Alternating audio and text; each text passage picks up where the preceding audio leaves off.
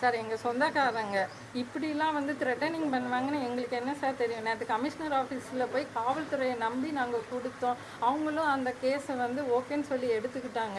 அதுக்கப்புறம் அவங்க அங்கே போய் கால் பண்ணியிருக்காங்கன்னொடனே ரிப்போர்ட்டரே கூப்பிட்டு மிரட்டுதாரு. எதை கேட்டாலும் அந்த போஸ்டிங் சொல்லியே வந்து எங்களை த்ரெட்டனிங் பண்ணிக்கிட்டு இருக்காரு. அது எப்படி சார் எங்களுக்கு தெரியும்? டவுரியா வந்து நகை, கேஷு நிறைய வந்து ஒயிட்லேயும் நாங்கள் ட்ரான்ஸ்ஃபர் பண்ணியிருக்கோம். இந்த 1.5 கோடி ரூபாய் டிஃபெண்டர் கார் வேணும்னு புக் பண்ணிட்டோம். லேட் ஆகும்போது அதுவும் ஏன் லேட்டுன்னு சொல்லி அவ்வளோ டார்ச்சரு.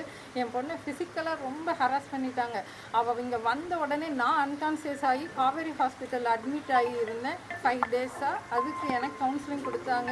அங்கேயும் ஹாஸ்பிட்டல்லையும் ரெகுலராக கான்டாக்ட் பண்ணி நான் அங்கே சிசிடிவி வச்சுருக்கேன், எந்த மீடியா வந்து என்ன பண்ணிடுன்னு சொல்லி. எங்களுக்கு மீடியா தான் சார் சப்போர்ட்டு பப்ளிக்கு. ஏன்னா நாங்கள் வந்து கவர்மெண்ட்டை வந்து நம்புகிறோம். அதனால தான் கவர்மெண்ட்டில் சிஎம் செல்லுக்கு வந்து நான் வந்து அனுப்புனேன். எனக்கு தமிழக முதலமைச்சர் வந்து இதுக்கு எனக்கு ஒரு பதில் வந்து எனக்கு தயவு செய்து பண்ணி கொடுங்க சார். நான் உங்களுக்கு மீடியா மூலியமாக ஒரு ரிக்வெஸ்ட் கொடுக்குறேன். என் பொண்ணோட வாழ்க்கை எங்களோட வாழ்வாதாரம். இதுக்கு நீங்கள் முதலமைச்சர் வந்து எங்களுக்கு துணை நிற்கணும். நாங்கள் காவல்துறையை நம்புகிறோம். அதனால தான் நேற்று காவல்துறையிட்ட போய் நின்னோம். காவல்துறையை எங்களுக்கு சப்போர்ட் பண்ணுச்சு. அதே மாதிரி தான் மீடியா நண்பர்கள் நீங்களும் எங்களுக்கு வந்து சப்போர்ட் பண்ணி கொடுங்க.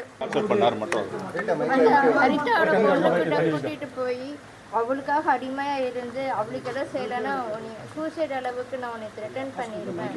அண்ணனும் தம்பியும் சேர்ந்து என்னைய டைவர்ஸ் கொடுத்துரு, உன் வாழ்க்கை இவ்வளோதான், நீ டைவர்ஸ் கொடுக்குற அப்படின்னா அந்த பொண்ணோட லிவிங்கில் இருப்பேன். அவங்க அப்பாவும் அந்த அண்ணன் தம்பி 2 பேரும் சேர்ந்து உங்கள் அம்மா கிட்ட இந்த ரூபா வாங்கிட்டு வந்து மிரட்டி என்னை அனுப்பிட்டாங்க அவங்க வண்டியிலே.